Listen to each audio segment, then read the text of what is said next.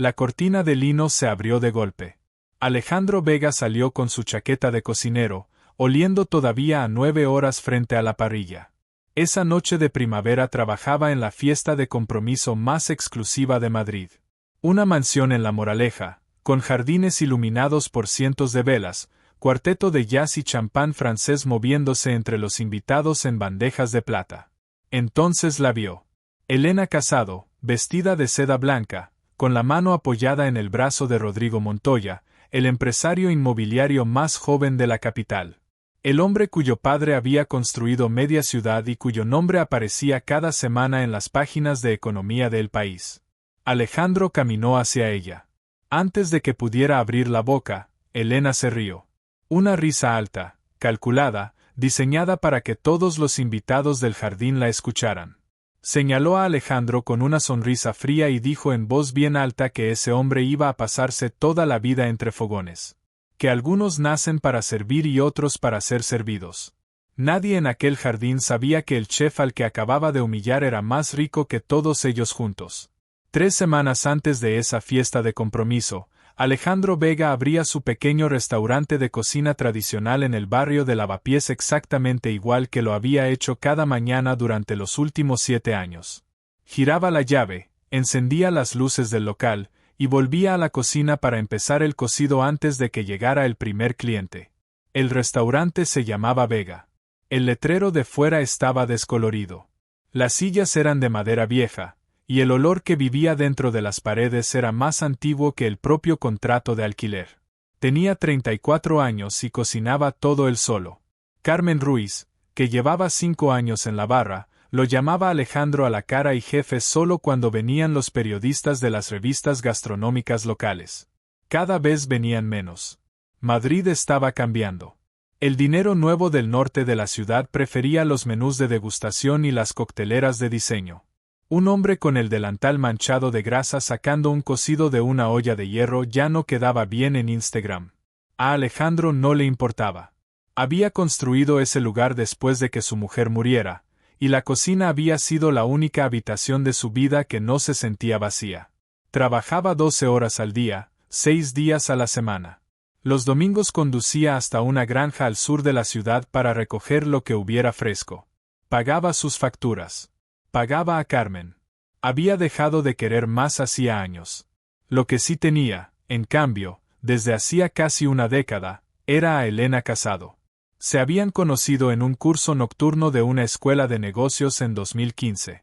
Ella tenía 21 años entonces, un abrigo prestado y una libreta llena de planes. Quería vender propiedades de lujo algún día. Quería su nombre en los periódicos. Quería una vida que no tuviera nada que ver con el piso de protección oficial en Vallecas donde había crecido. Alejandro creyó en ella desde la primera conversación. Y durante los 7 años siguientes la sostuvo a través de cada versión del fracaso que llegó antes del éxito. Condujo para una empresa de reparto en sus noches libres para que ella pudiera pagar las tasas de su licencia inmobiliaria. Cubrió su alquiler el año en que intentó montar su propia agencia y cerró a los 6 meses. Le apretó la mano cuando los inversores la echaron de las reuniones. Le repitió una y otra vez que lo iba a concebir. Y en 2022, lo concibió.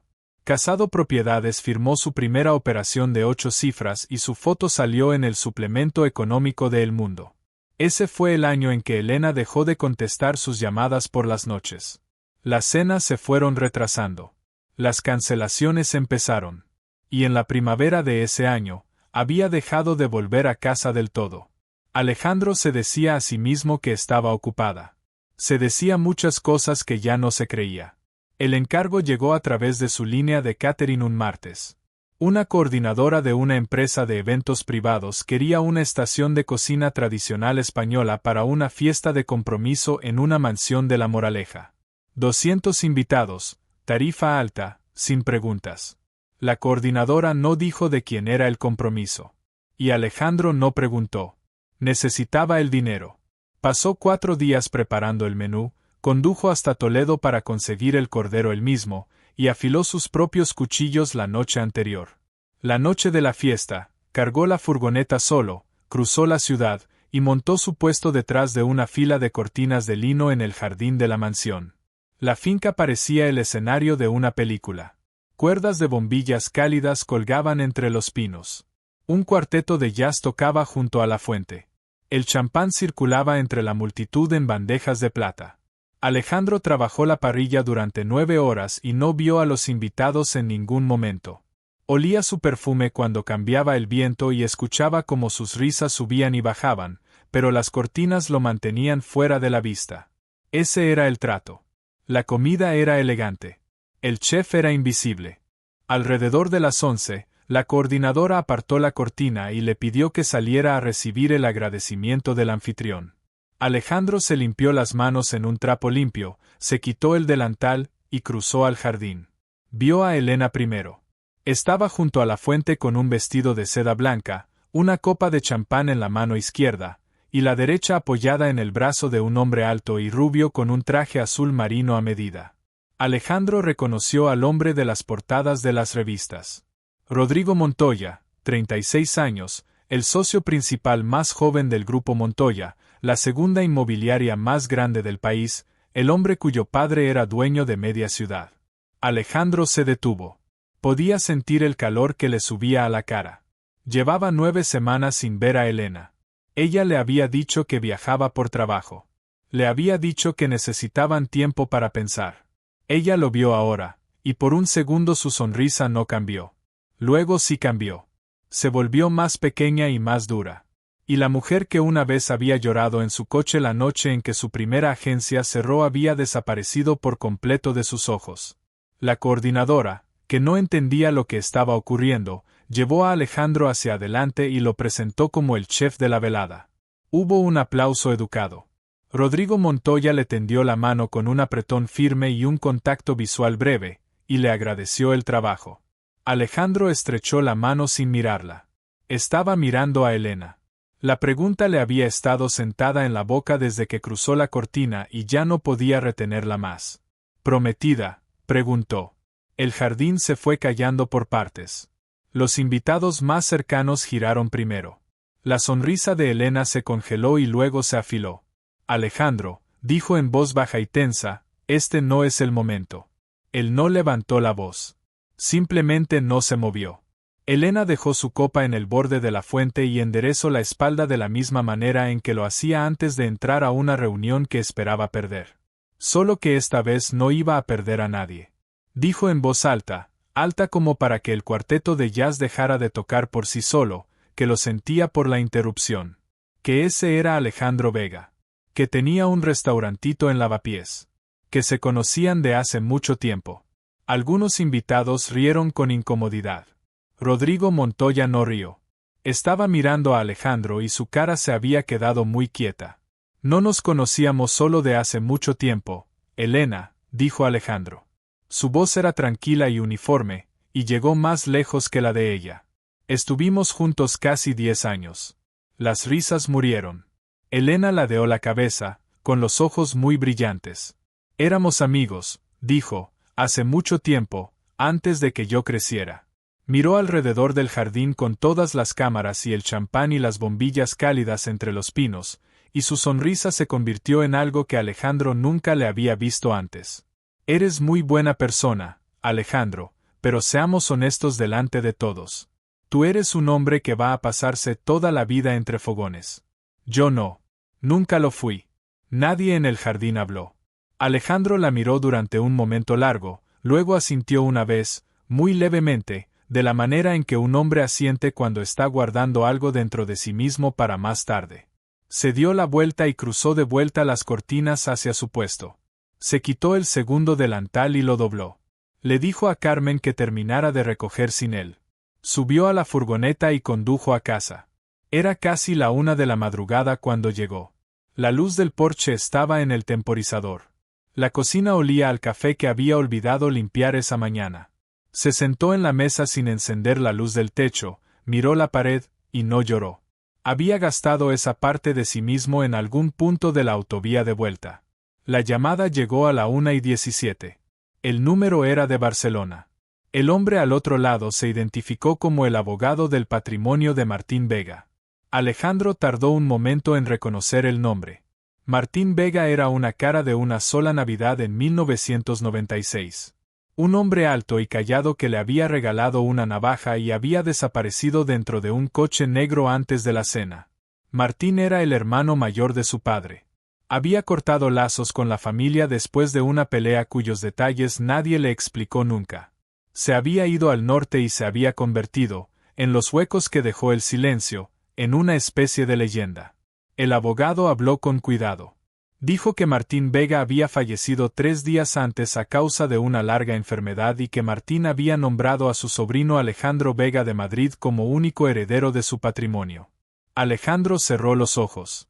Pensó que era una estafa. Estaba a punto de colgar.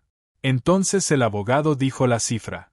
El patrimonio consistía, además de varias residencias privadas e intereses personales de control en 2 fundaciones, en la propiedad total de Horizonte Ibérico, una sociedad holding de capital privado con operaciones en inmobiliaria comercial, hostelería, logística y energía. La valoración actual, auditada el trimestre anterior, era de aproximadamente 140.000 millones de euros. La cocina estaba muy en silencio. Entiendo que es mucho para asimilar, dijo el abogado. Me gustaría bajar mañana y reunirme con usted en persona. Su tío dejó instrucciones específicas, y creo que es importante que las escuche antes de tomar ninguna decisión. Alejandro dijo que sí, colgó, y se quedó sentado en la mesa durante otra hora antes de levantarse. El abogado llegó a la mañana siguiente. Vino solo, con un traje gris marengo y un maletín de cuero negro. Se llamaba David Herrera y llevaba 30 años ejerciendo en Barcelona. Se sentaron en el reservado del fondo de Vega, después de la hora de la comida. Carmen les trajo café y se mantuvo fuera del alcance del oído. David Herrera abrió el maletín, sacó 3 carpetas, y colocó encima de todas ellas un sobrelacrado. Antes de repasar los activos, dijo, su tío me pidió que le leyera esto. Lo escribió él mismo hace unos 6 meses, cuando supo que se le acababa el tiempo. Rompió el sello y leyó en voz alta. La carta era corta. Martín Vega escribió que había observado a su sobrino desde la distancia durante muchos años. Escribió que nunca había hecho las paces con el mundo que había construido, porque ese mundo le había costado casi todo lo que importaba. Escribió que le dejaba todo a Alejandro porque Alejandro, de todos los Vega, había crecido sin dinero y había seguido siendo buena persona. Y entonces escribió la condición. Alejandro Vega tendría 90 días. Durante esos 90 días sería nombrado presidente de Horizonte Ibérico. Tendría plena autoridad ejecutiva. Tendría acceso a todas las cuentas, todas las propiedades, todos los contratos. Podía usarlos como quisiera. Pero si en algún momento durante esos 90 días utilizaba el poder de la empresa para humillar, arruinar o vengarse de otro ser humano, la herencia quedaría revocada. Todos los activos pasarían en cambio a las 2 fundaciones y Alejandro se marcharía sin nada.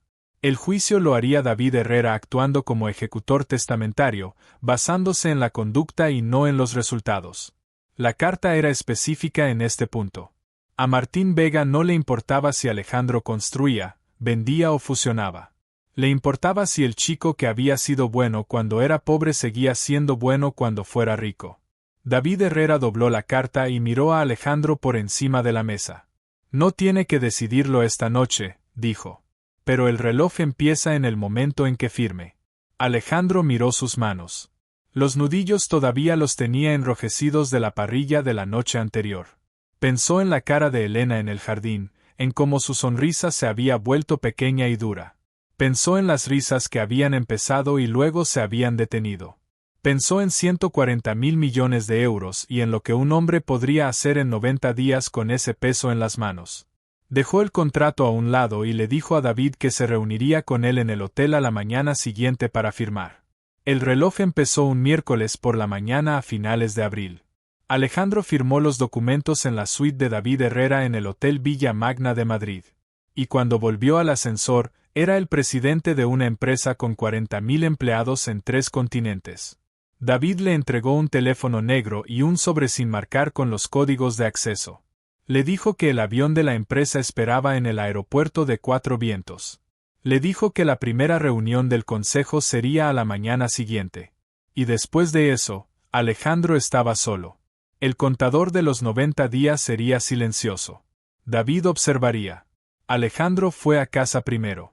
Metió en una maleta 2 trajes que había comprado para funerales, una bolsa de deporte gastada, y la navaja que su tío le había regalado de niño. Condujo hasta Vega a las 5 de la mañana, abrió la puerta trasera, y recorrió la cocina vacía una última vez.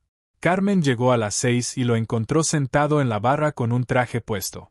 Él le explicó simplemente que tenía que ausentarse una temporada, que la nómina estaba cubierta durante 6 meses en una cuenta de la que ella tendría firma, y que necesitaba que mantuviera el local en marcha. Ella no preguntó por qué. Lo conocía desde hacía 5 años y había aprendido a no insistir.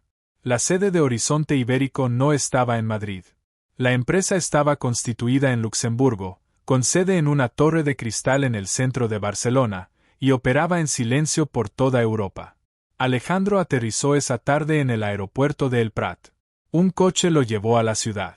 El vestíbulo de la torre tenía techos de 12 metros y acero cepillado, y el hombre que lo esperaba junto al mostrador de seguridad era un vicepresidente senior llamado Roberto Peña, que había servido a su tío durante 19 años. Roberto no ocultó su incredulidad. Miró el puño de la chaqueta de Alejandro, que le quedaba 1 centímetro largo, y el desgaste en el talón de sus zapatos. Lo saludó con una cortesía formal y lo acompañó hasta la planta ejecutiva. En la sala de juntas de la mañana siguiente, 12 altos directivos esperaban alrededor de una larga mesa de nogal. Alejandro se presentó, dijo que estaba allí para aprender antes que para liderar, y les pidió a cada uno que le explicara su división. 3 de ellos no se molestaron en disimular sus sonrisas.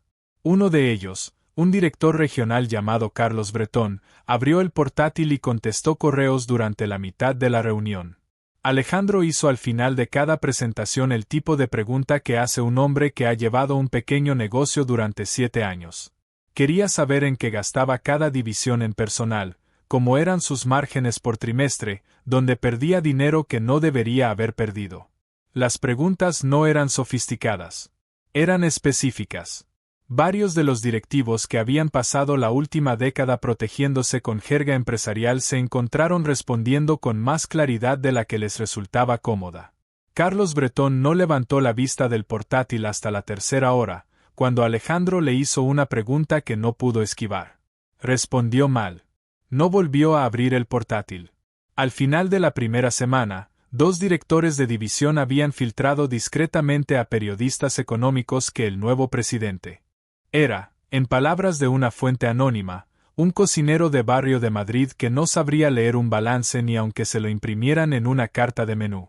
La frase apareció en una columna a la mañana siguiente.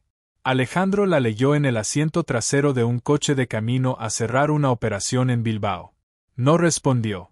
Fue al cierre, escuchó durante 2 horas, hizo 4 preguntas que ninguno de los abogados había pensado en hacer, y firmó el trato a un precio 3 millones por debajo de la oferta original. Roberto Peña, sentado a su lado, no dijo nada en el coche de vuelta. Pero dejó de sonreír cuando miraba el puño de la chaqueta de Alejandro. En las semanas siguientes, Alejandro desarrolló una rutina que mantuvo sin importar en qué ciudad estuviera trabajando. Se levantaba a las 5. Leía los informes de cierre del día anterior antes del amanecer. Aceptaba cada reunión en la que las personas al otro lado de la mesa creían que sabían más que él. Y las dejaba creerlo hasta la 3ª o 4ª pregunta. No despidió a nadie durante el primer mes.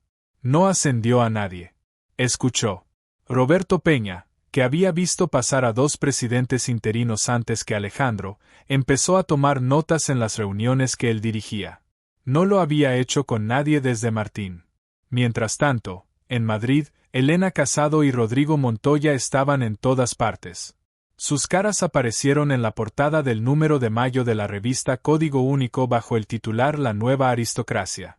El reportaje describía sus planes de boda, su mansión en La Moraleja y la gala benéfica que organizarían en junio. Había una fotografía de Elena con una blazer color crema riendo de algo que Rodrigo había dicho, con el Skyline de Madrid detrás de ellos. En una entrevista vinculada a la portada, le preguntaron a Rodrigo por su compromiso con la comunidad. Habló de querer llevar un nivel de vida más elevado a una ciudad que, según dijo, había estado frenada durante demasiado tiempo por cierto tipo de pensamiento pequeño y ambición pequeña. Elena, a su lado, estuvo de acuerdo. Dijo que había crecido rodeada de ese tipo de mentalidad y que había pasado toda su carrera escapando de ella. El artículo no mencionaba a Alejandro. No hacía falta. 3 días después de que saliera el reportaje, un clip de la fiesta de compromiso se filtró en Internet. Alguien lo había grabado con el móvil desde detrás de la fuente. El texto que acompañaba al clip decía: "La reina del ladrillo le dice a su novio cocinero cuál es su sitio". El video acumuló 2 millones de visualizaciones en 48 horas. Los comentarios celebraban a Elena como honesta y ambiciosa. Alejandro, en la Torre de Cristal de Barcelona, vio el clip una sola vez en su teléfono a última hora de la noche con la ciudad oscura al otro lado de la ventana. Luego dejó el teléfono boca abajo sobre el escritorio y volvió a leer un informe trimestral. Nunca la llamó. Nunca llamó a nadie. Siguió trabajando. Y entonces ocurrió algo que nadie esperaba. Algo que cambiaría todo lo que estaba por venir. Porque mientras Alejandro leía informes en silencio y el mundo se reía de él en los comentarios de un video viral, sus abogados acababan de descubrir algo. Algo que tenía que ver directamente con Rodrigo Montoya. Algo que Rodrigo llevaba semanas intentando ocultar. Y cuando Alejandro leyó el informe esa noche, lo dejó sobre la mesa muy despacio, se recostó en la silla, y por primera vez desde que había firmado los documentos en el Villa Magna, una expresión que no era exactamente una sonrisa cruzó su cara. Lo que los abogados de Horizonte Ibérico habían descubierto era esto. El gran proyecto urbanístico que Rodrigo Montoya llevaba 2 años anunciando en cada entrevista y cada cóctel de negocios de Madrid, un desarrollo de uso mixto valorado en 1.200 millones de euros en la zona oeste de la ciudad, dependía de 3 parcelas de terreno independientes. Y 2 de esas 3 parcelas pertenecían a filiales de Horizonte Ibérico. Sin esas parcelas, el proyecto no podía avanzar. Sin el proyecto, la financiación del Grupo Montoya, que había sido estructurada contra los ingresos previstos del desarrollo, colapsaría en menos de 90 días. Rodrigo lo sabía. Lo había sabido desde la semana anterior a la fiesta de compromiso. Por eso había contratado a una firma privada de investigación en Madrid para que ensamblara un expediente completo sobre Alejandro Vega. El expediente volvió delgado. Viudo, pequeño empresario, sin antecedentes, sin conexión documentada con Martín Vega más allá de una sola visita navideña. Pero la firma había señalado las parcelas. Y Rodrigo había leído el informe 2 veces. Y al final de la segunda lectura había entendido que Alejandro Vega podía terminar con la empresa de su familia con una sola llamada de teléfono. No se lo dijo a Elena. Le dijo en cambio que había algunas complicaciones menores, que la estructura de financiación necesitaba ajustes, que no pasaba nada. Ella no insistió. Llevaba semanas distraída. Sus asistentes la habían visto mirando el clip de la rueda de prensa en el asiento trasero de los coches. No había dormido bien en 23 días. Porque la rueda de prensa había ocurrido. Y había ocurrido de una manera que nadie en aquella sala había podido anticipar. Fue un gran evento sectorial en el Palacio de Congresos de Madrid, organizado por la Asociación Española de Inmobiliaria Comercial, el tipo de reunión donde los grandes promotores de la ciudad anunciaban sus próximos movimientos y la prensa económica bajaba desde Barcelona a escuchar. Rodrigo Montoya estaba programado para pronunciar el discurso principal. Iba a anunciar el proyecto de 1.200 millones. Elena estaba sentada en la tercera fila cuando se encendieron las luces. La moderadora, la directora ejecutiva de la asociación, subió al estrado para presentar el discurso principal. Pero antes de hacerlo, dijo que quería tomarse un momento para dar la bienvenida a una nueva figura en el sector regional. Un hombre cuya empresa se había convertido silenciosamente en el mayor propietario de suelo comercial del país durante la última década y que recientemente había asumido la presidencia. Dijo su nombre. Le pidió que se pusiera de pie desde el fondo de la sala. Alejandro se puso de pie. Llevaba un traje gris que ahora le sentaba bien. Caminó hacia el frente. Elena no lo vio hasta que estaba a mitad del pasillo. Y cuando lo vio, su mano se cerró sobre el programa que tenía en el regazo con tanta fuerza que el papel se dobló por la mitad. Él no la miró al pasar. Subió al escenario, estrechó la mano de la moderadora, y se giró para mirar a la sala. La moderadora dijo su cargo. Presidente de Horizonte Ibérico. La sala quedó muy quieta. Los periodistas de la sección de prensa entendieron el nombre primero. Horizonte Ibérico había sido un gigante silencioso durante décadas, propiedad de un hombre al que casi nadie en el sector había conocido, con una cartera inmobiliaria que incluía edificios en los que el grupo Montoya alquilaba espacio. Las dos empresas no tenían relación conocida entre sí. La palabra compartida en sus nombres era una coincidencia que había avergonzado al padre de Rodrigo en una cena benéfica una vez y de la que no se había vuelto a hablar. Alejandro agradeció el saludo a la moderadora. Dijo que no hablaría mucho porque estaba allí para escuchar. Dijo que había pasado la mayor parte de su vida al otro lado de salas como esa, cocinando para las personas que se sentaban en las primeras filas, y que pensaba recordarlo mientras durara este trabajo. Se sentó en la primera fila a 2 asientos de Elena sin mirarla. Cuando Rodrigo subió al estrado para su discurso, la confusión educada en su cara era visible desde el fondo de la sala. Pronunció sus palabras. Anunció el proyecto de 1.200 millones. Habló de alianzas y visión. Al final de su discurso, le preguntó a la moderadora por impulso si Alejandro querría decir unas palabras sobre el proyecto, ya que Horizonte Ibérico era uno de los propietarios del suelo subyacente de la parcela. La moderadora miró a Alejandro. También Rodrigo. También Elena. Alejandro se puso de pie. Caminó hasta el estrado. Dijo que el proyecto era bueno. Dijo que su empresa esperaba ver cómo se desarrollaba la colaboración. No tenía nada más que añadir. Y volvió a su asiento. Nunca miró a Elena ni una sola vez. Lo que ocurrió a continuación fue el momento que se repetiría en los informativos económicos durante el resto de la semana. Los hombres más poderosos de la sala lo observaron sentarse. Dos de ellos, hombres que nunca habían hablado con Rodrigo de igual a igual, se levantaron para estrechar la mano de Alejandro. Luego 3 más. Luego una fila entera. En menos de un minuto, media sala estaba de pie. Rodrigo seguía en el estrado. Elena no se había movido. Su mano seguía cerrada sobre el programa doblado. Un periodista que había grabado el clip de la fiesta de compromiso 6 semanas antes estaba grabando ahora este. El texto de ese clip, publicado esa misma tarde, decía: "El cocinero al que nadie invitó se queda con la sala". Esa noche, en un comedor privado del Hotel Arts de Barcelona, 11 hombres que se habían reído en la fiesta de compromiso 6 semanas antes le preguntaron a Alejandro si consideraría dejarles entrar en su próxima adquisición. Él los escuchó. Les dijo que no estaba captando capital externo. Pagó la cena de todos sin comentarlo. Los halagos llegaron en oleadas después de eso. Invitaciones a clubes de los que Alejandro nunca había oído hablar llegaron por mensajero. Cartas de consejos de administración ofreciendo asientos de director. Un senador de Cataluña llamó personalmente para expresar su admiración. La madre de Elena, que una vez le había dicho a Alejandro en una cena de Navidad de 2017 que su hija nunca se casaría por debajo de su nivel, envió una tarjeta escrita a mano preguntando si podría venir a tomar el aperitivo. Alejandro no contestó a ninguna. Trabajó. Aprendió la empresa. Y más de lo que quería admitir, empezó a disfrutar del silencio que caía sobre las salas cuando entraba. Fue Roberto Peña quien dijo algo. Venían en el coche de vuelta de una visita a una obra en Zaragoza. Roberto había servido a Martín durante 19 años y no le había caído especialmente bien. Dijo sin apartar la vista de la ventana que las últimas 6 semanas habían sido las más fáciles que había tenido nunca en la empresa, porque Alejandro todavía escuchaba y porque Alejandro todavía no había empezado a creerse las cosas que la gente decía ahora de él.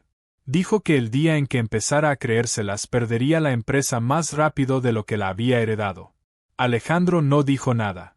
Pensó en esa conversación el resto de la noche. Y entonces llegó el momento que nadie esperaba. El momento en que todo lo que Rodrigo Montoya había intentado ocultar salió a la superficie de golpe. Porque Rodrigo no se había quedado quieto. Rodrigo había tomado una decisión. Y esa decisión estaba a punto de cambiar las reglas del juego de una manera que ni él mismo podía haber calculado. Lo que Rodrigo hizo fue presentarse en las oficinas de Horizonte Ibérico en Barcelona sin avisar.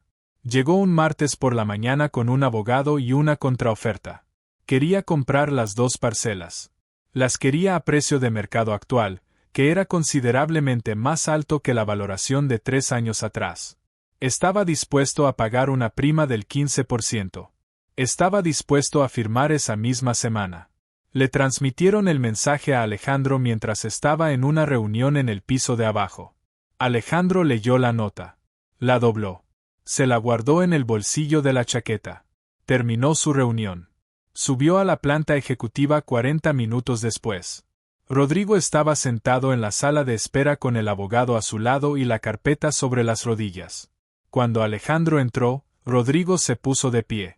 Hubo un segundo de silencio que duró más de lo que debería. Entonces Rodrigo extendió la mano. Alejandro se la estrechó. Le indicó que pasara a su despacho. Se sentaron uno frente al otro por primera vez sin una fiesta de por medio, sin un jardín iluminado, sin champán ni cuarteto de jazz.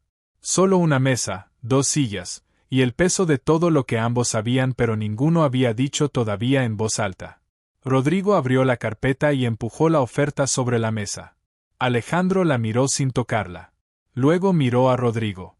Y lo que dijo a continuación fue lo último que Rodrigo esperaba escuchar. Le dijo que no estaba en venta. Que ninguna de las 2 parcelas estaba en venta. Que nunca lo habían estado. Y que si Rodrigo hubiera hecho sus deberes antes de estructurar la financiación de un proyecto de 1.200 millones de euros, lo habría sabido desde el principio. Rodrigo no respondió de inmediato. Miró la carpeta. Luego miró a Alejandro. Y en su cara ocurrió algo que Alejandro reconoció, porque él mismo lo había sentido en el Jardín de la Moraleja 3 semanas antes de que todo esto empezara. Era el momento exacto en que un hombre entiende que el suelo bajo sus pies no es tan sólido como creía. Rodrigo recogió la carpeta, se puso de pie, y salió del despacho sin decir nada más. El abogado lo siguió. Roberto Peña, que había observado la reunión entera desde la puerta, esperó a que el ascensor se cerrara y luego entró al despacho. Miró a Alejandro durante un momento largo. Dijo que en 19 años trabajando para Martín Vega nunca había visto a nadie manejar una reunión así. Alejandro no respondió. Se quedó mirando la ciudad desde la ventana durante mucho tiempo. Y mientras Rodrigo bajaba en el ascensor con la oferta rechazada y su empresa tambaleándose sin que casi nadie lo supiera todavía, en Madrid, Elena Casado cogía el teléfono y marcaba un número que no había marcado en semanas. El número de Alejandro. Llamó 3 veces. Las 3 veces saltó el buzón de voz.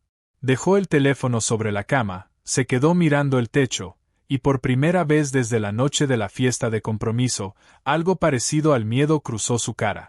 Porque Elena Casado había empezado a entender algo que Rodrigo todavía no había terminado de explicarle. Y lo que había entendido era suficiente para que esa noche no pudiera dormir. Elena Casado no era una mujer que perdiera el sueño fácilmente. Había cerrado operaciones inmobiliarias de 8 cifras con una taza de café y sin pestañear. Había salido de reuniones donde la habían ignorado y había vuelto a entrar por la puerta grande. Había construido su nombre desde cero en una ciudad que no le debía nada. Pero llevaba 23 noches mirando el techo de la mansión de La Moraleja y contando las horas hasta el amanecer. No era el clip viral lo que no la dejaba dormir. No eran los comentarios en internet ni las llamadas de sus amigas preguntando si estaba bien. Era algo mucho más concreto. Era la imagen de Alejandro Vega caminando por el pasillo del Palacio de Congresos con un traje que ahora le sentaba bien, sin mirarla, sin detenerse, sin darle absolutamente nada. Era la imagen de media sala poniéndose de pie para estrecharle la mano mientras Rodrigo seguía en el estrado sin saber muy bien qué hacer con su cara. Era la comprensión lenta y devastadora de que el hombre al que había llamado cocinero de barrio delante de 200 personas era en realidad el hombre más poderoso de cualquier sala en la que hubiera estado en los últimos meses. Rodrigo finalmente se lo contó todo una noche de mayo, sentado en el borde de la cama con la corbata aflojada y la carpeta del abogado todavía en la mano. Le contó lo de las parcelas. Le contó lo de la financiación. Le contó que sin la firma de Alejandro el proyecto no existía, y que sin el proyecto el grupo Montoya tendría que reestructurarse de una manera que su padre no le perdonaría en vida. Le dijo que había intentado comprarlas y que Alejandro le había dicho que no estaban en venta. Le dijo que no sabía qué iba a pasar. Elena lo escuchó sin interrumpirlo. Cuando terminó, se quedó en silencio durante un tiempo que a Rodrigo le pareció demasiado largo. Luego se levantó, fue al vestidor y cerró la puerta. Rodrigo se quedó sentado en el borde de la cama escuchando el silencio al otro lado de la puerta y entendiendo, quizás por primera vez desde que se habían comprometido, que Elena no estaba pensando en él. Lo que Elena estaba pensando era en Alejandro. En los 10 años. En las noches en que él había conducido para una empresa de reparto para que ella pudiera pagar sus tasas. En el año en que su agencia había cerrado y él había cubierto el alquiler sin pedirle nada a cambio. En todas las veces que le había dicho que lo iba a conseguir cuando ella misma no se lo creía. Y en la noche de la fiesta de compromiso, en el jardín iluminado, cuando había abierto la boca delante de 200 personas y había dicho lo que había dicho. Había estado ensayando una versión de esa noche en su cabeza durante semanas. Una versión en la que ella había sido honesta en lugar de cruel. Una versión en la que había manejado la situación con la misma inteligencia fría con la que manejaba sus operaciones inmobiliarias. Pero la verdad era más simple y más difícil que cualquier versión que pudiera ensayar. La verdad era que había tenido miedo. Miedo de que Rodrigo viera en la cara de Alejandro todo lo que ella le debía. Miedo de que la historia que había construido sobre sí misma, la chica de Vallecas que había llegado hasta La Moraleja, se deshiciera en público con solo que alguien contara los detalles correctos. Y por ese miedo había dicho lo que había dicho. Y ahora Alejandro era el presidente de Horizonte Ibérico y tenía el futuro de la empresa de Rodrigo en la palma de la mano. Y ella estaba en un vestidor de una mansión que no era suya pensando en un hombre al que había llamado cocinero de barrio. Tomó una decisión esa noche. Una decisión que no le contó a Rodrigo.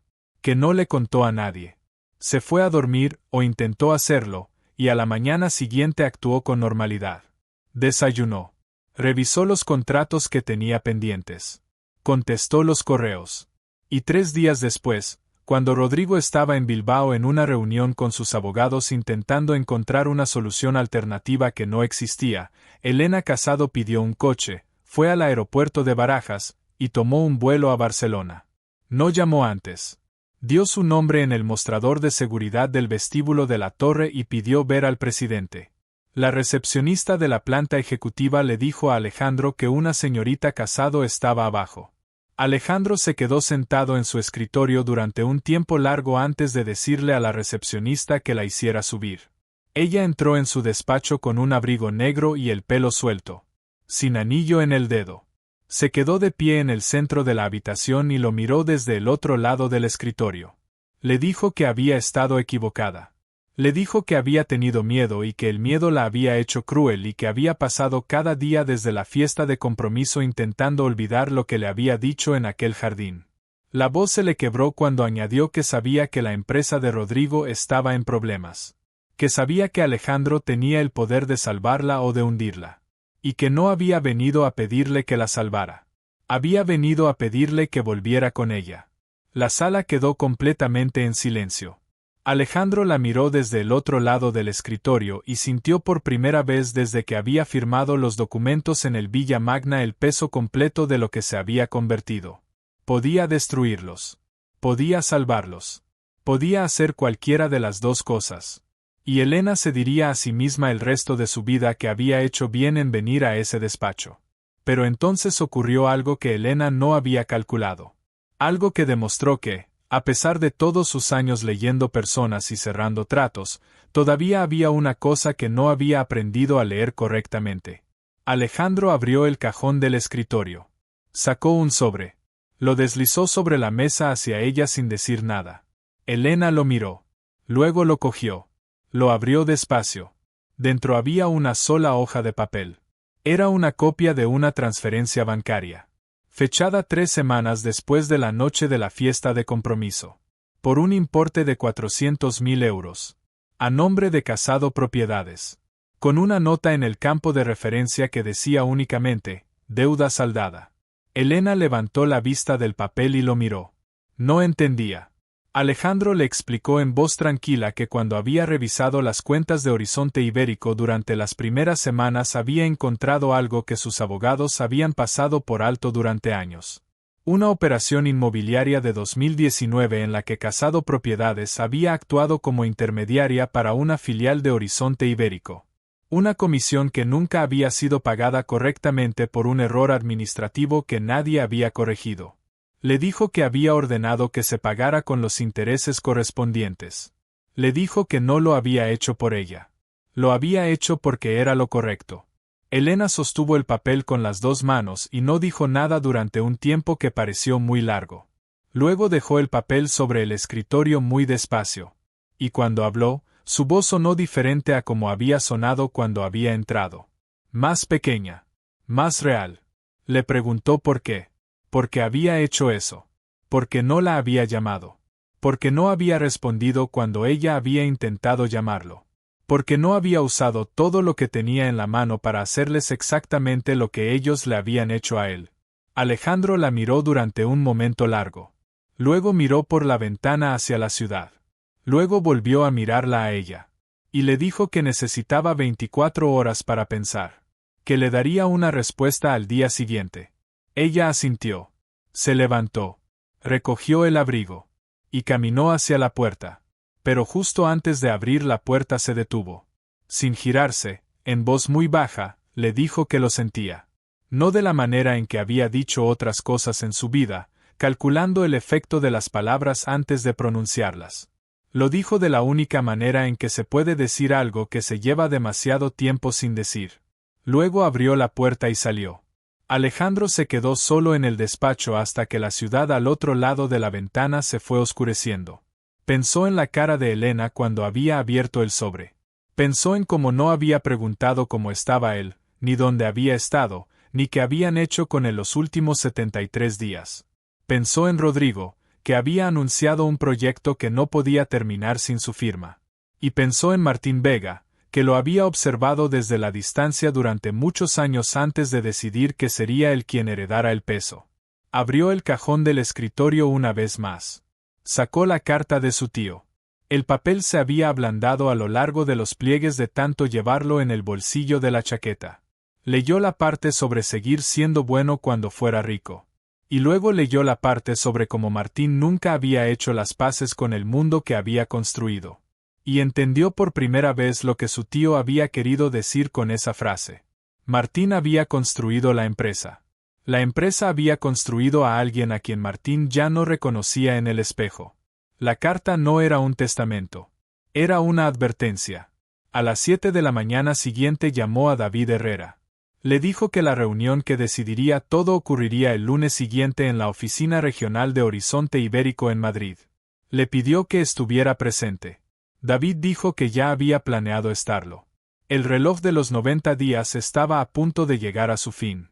Y lo que ocurriera en esa reunión determinaría no solo el futuro de una empresa de 1.200 millones de euros, sino también qué clase de hombre era realmente Alejandro Vega cuando nadie le debía nada y podía hacer exactamente lo que quisiera. La reunión estaba programada para las 10 de la mañana del lunes. A las 9:30, el aparcamiento del edificio de Horizonte Ibérico en Madrid ya estaba lleno de coches negros. La noticia había circulado por el sector durante el fin de semana de una manera que nadie había organizado pero que tampoco nadie había intentado detener.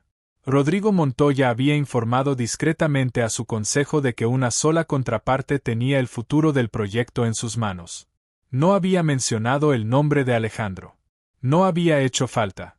Los hombres que se habían puesto de pie en el Palacio de Congresos para estrecharle la mano habían pasado el domingo por la noche hablando entre ellos. Y el lunes por la mañana, la mitad de la cúpula directiva de la inmobiliaria comercial española estaba en el edificio o pegada a un teléfono esperando noticias. Rodrigo llegó a las 9:50. Vino solo, con un traje oscuro y una sola carpeta. Se sentó en la sala de reuniones y no la abrió. Elena no estaba con él. Ella le había preguntado la noche anterior si podía acompañarlo. Él le había dicho que no con una voz que ella nunca le había escuchado usar, y ella no había vuelto a preguntarlo. Alejandro entró en la sala de reuniones a las 10 en punto. Roberto Peña entró detrás de él y cerró la puerta. David Herrera ya estaba sentado al fondo de la mesa con un bloc de notas amarillo delante de él y un bolígrafo negro encima. No escribió nada en toda la reunión. No estaba allí para tomar notas. Estaba allí para observar. Alejandro se sentó frente a Rodrigo. No le ofreció la mano. Rodrigo no extendió la suya. La sala estuvo en silencio durante casi un minuto antes de que Alejandro hablara. Dijo que entendía que la empresa de Rodrigo había estructurado su financiación contra el proyecto del oeste de la ciudad y que sin las 2 parcelas que controlaba Horizonte Ibérico el proyecto no podía avanzar y la financiación colapsaría. Dijo que sus abogados lo habían confirmado todo. Dijo que podía terminar con el Grupo Montoya como empresa en funcionamiento en el tiempo que tardaba en firmar un solo documento. Rodrigo no discutió. Asintió una vez con una voz más firme de lo que Alejandro había esperado. Dijo que entendía eso perfectamente. Dijo que no había venido a negociar los hechos. Había venido a preguntar qué iba a hacer Alejandro. Y entonces, antes de que Alejandro pudiera responder, Rodrigo hizo algo que nadie en esa sala esperaba. Abrió la carpeta. Sacó un único folio y lo deslizó sobre la mesa hacia Alejandro. No era una oferta de compra. No era un contrato. Era una carta. Escrita a mano. Rodrigo le dijo que la leyera antes de decir nada. Alejandro la miró un momento. Luego la cogió. La carta era corta. Rodrigo había escrito que sabía que no tenía ningún derecho a pedir nada. Que había pasado semanas buscando la manera de salir de esta situación sin tener que sentarse en esta silla, y que no había encontrado ninguna. Que lo que Elena había dicho en el jardín aquella noche había sido cruel e injusto y que él lo había sabido en el momento en que había ocurrido y no había dicho nada porque le había convenido no decirlo. Que eso lo convertía en cómplice de algo que no tenía excusa. Y que si Alejandro decidía usar las parcelas para hundir su empresa, Rodrigo no podría decir que no se lo merecía. Alejandro dejó la carta sobre la mesa muy despacio. La sala seguía completamente en silencio. Roberto Peña no se había movido. David Herrera miraba sin escribir nada. Alejandro miró a Rodrigo durante un tiempo largo. Pensó en el jardín y en la sonrisa pequeña y dura de Elena y en las risas que habían empezado y luego se habían detenido. Pensó en Rodrigo de pie en el estrado del Palacio de Congresos hablando de pensamiento pequeño y ambición pequeña.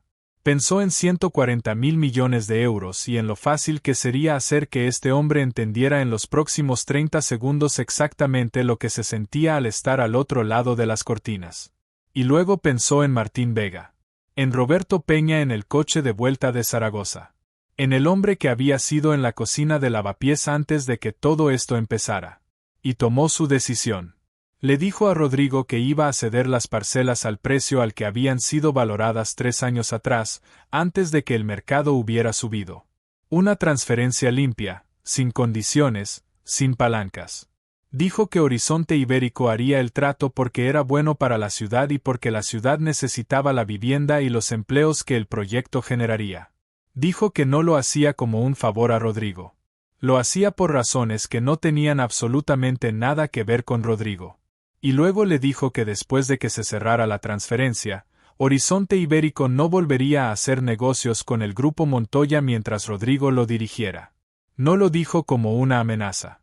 Lo dijo de la manera en que un hombre devuelve algo que ha estado guardando para alguien y se marcha. Rodrigo no se movió durante un tiempo largo. Cuando finalmente habló, su voz era más delgada que antes. Dijo que lo entendía.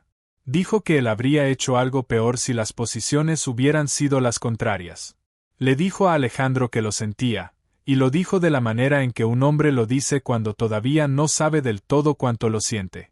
Después de que Rodrigo saliera de la sala, Roberto Peña se quedó en la puerta. Había observado toda la reunión sin hablar. Dijo en el silencio que siguió que en 19 años no había estado seguro hasta ese momento de qué clase de hombre era el que dirigía la empresa. Dijo que ahora estaba seguro. Alejandro no respondió. Se quedó junto a la ventana durante un tiempo largo mirando el aparcamiento donde los coches negros ya habían empezado a marcharse. Rodrigo salió al pasillo y no se detuvo hasta llegar al ascensor. Elena estaba junto a la ventana al fondo del corredor. Había venido de todas maneras. Rodrigo pasó por su lado sin levantar la vista. Ella cruzó el pasillo cuando Alejandro salió de la sala de reuniones. Le dijo que había escuchado. No especificó cómo. Le dijo que no entendía. Le dijo que podría haber hundido a la familia de Rodrigo, que cualquier otro hombre en ese edificio lo habría hecho sin pensarlo dos veces, que ella habría estado a su lado en cada minuto de ello. Le preguntó por qué no lo había hecho. Alejandro la miró a la luz de la mañana que entraba por la ventana. Pensó con una claridad que ya no le costaba nada, que la había querido durante casi 10 años y que le había llevado casi 10 años verla completamente. Le dijo que ella había respondido su propia pregunta. Le dijo que habría estado a su lado en cada minuto, y que esa era exactamente la diferencia entre el hombre que ella creía haber venido a buscar y el hombre que realmente existía. Le dijo que no iba a volver. Lo dijo sin rabia y sin la crueldad particular que había pasado los últimos 73 días eligiendo no usar. Le deseó lo mejor y lo decía en serio, de la manera en que un hombre puede desear algo por lo que ya no tiene que sentir nada. Luego pasó por su lado por el pasillo hasta el ascensor. David Herrera lo esperaba en el vestíbulo. Caminaron juntos hasta el aparcamiento. David había decidido días antes lo que iba a escribir en su informe final. Llevaba 31 años ejerciendo como abogado y había aprendido en algún punto de su carrera que la manera en que un hombre se comporta cuando cree que nadie lo observa es la misma que cuando sabe que alguien lo hace. Alejandro Vega se había comportado igual el primer día que ahora. El informe estaba escrito antes de la reunión. David solo había necesitado confirmarlo. En el aparcamiento le dijo a Alejandro que los 90 días todavía no habían terminado, pero que la herencia estaba asegurada. Le dijo que las fundaciones ya sabían que los activos no les serían traspasados. Le dijo que el resto del plazo era, en su opinión, una formalidad. Le estrechó la mano. Y se fue. Esa tarde Alejandro volvió al hotel y leyó la carta de su tío por última vez. No sabía si Martín Vega habría considerado el día un éxito o un fracaso. Pensó que al final Martín no había planteado la pregunta de esa manera. La pregunta solo había sido si el hombre que leía la carta seguía siendo el hombre que podía leerla. A la mañana siguiente Alejandro salió del hotel y condujo hacia el este por la ciudad hasta Lavapiés. El letrero de Vega había sido retocado. Carmen había contratado a un chico del barrio para repintarlo por iniciativa propia. Las sillas seguían siendo de madera vieja. El olor dentro de las paredes era el mismo. Se quitó la chaqueta del traje y la colgó en el gancho junto a la puerta trasera. Se ató el delantal. Encendió el fuego bajo la olla del cocido. Carmen lo observó durante un momento largo desde la barra y luego volvió a limpiar la máquina de café sin decir nada. Carmen había ampliado el personal mientras él había estado fuera. Un cocinero de línea de un restaurante que había cerrado en el centro y un ayudante de sala al que ella había avalado personalmente. Los libros, le dijo, estaban más limpios que nunca. Nunca le preguntó a dónde había ido. Él nunca se lo contó. Parte de ello lo había deducido por las noticias. El resto no necesitaba saberlo. Horizonte Ibérico cedió las parcelas al precio que Alejandro había nombrado y el proyecto del oeste de la ciudad avanzó. La historia fue moviéndose lentamente por la prensa económica durante el verano. La herencia, la condición de los 90 días, las parcelas cedidas a precios de 3 años atrás, la manera en que Rodrigo Montoya había salido de la sala de reuniones sin decirle nada a nadie en el resto del día. Un largo reportaje en el suplemento económico de El País salió en agosto. Alejandro declinó ser entrevistado. Leyó el reportaje una vez y lo guardó en un cajón. Rodrigo dejó la dirección del Grupo Montoya 6 meses después y la empresa fue reestructurada bajo nueva dirección. Elena Casado cerró Casado Propiedades la primavera siguiente y se fue a vivir a San Sebastián. No concedió entrevistas. El clip de la fiesta de compromiso fue retirado eventualmente. Alejandro siguió dirigiendo Horizonte Ibérico desde la Torre de Cristal de Barcelona cuando era necesario y desde una pequeña oficina encima de Vega cuando no lo era. Volaba en líneas regulares. Conservó los mismos 2 trajes. Nombró a Roberto Peña como consejero delegado y trasladó la mayor parte de las decisiones del día a día a las divisiones de la misma manera en que Martín Vega lo había hecho en sus últimos años. Los directivos que se habían reído de él en su primera reunión del consejo recibieron una elección cuando vencieron sus contratos. Quedarse y reportar a Roberto o marcharse con una indemnización completa. 3 se quedaron. 9 se fueron. Carlos Bretón no estaba entre los 3. Lo que Alejandro hizo con el resto del dinero fue la parte que acabó volviendo a salir en los periódicos de una manera diferente. Estableció 2 fondos desde el brazo fundacional de Horizonte Ibérico. El primero era un programa de préstamos a bajo interés para pequeños restaurantes en ciudades donde el alquiler estaba superando los ingresos. Hacía préstamos sin garantías basándose en 3 años de declaraciones fiscales y una conversación con el propietario. El segundo era un fondo de emergencia para trabajadores del sector servicios y pequeños empresarios que intentaban mantener su vida después de la pérdida de un cónyuge. Pagaba en silencio y no publicaba nombres. No puso su nombre en los fondos. No puso el nombre de Martín Vega tampoco. Les dio el nombre de la calle donde había abierto su primer restaurante. La Fundación Lavapiés hizo su primera ronda de ayudas el invierno siguiente. Al final del año había tocado la vida de 4.900 personas en 17 ciudades, y casi ninguna de ellas sabía quién había firmado el cheque. Los sábados por la noche, cuando estaba en Madrid, Alejandro seguía trabajando en los fogones de Vega.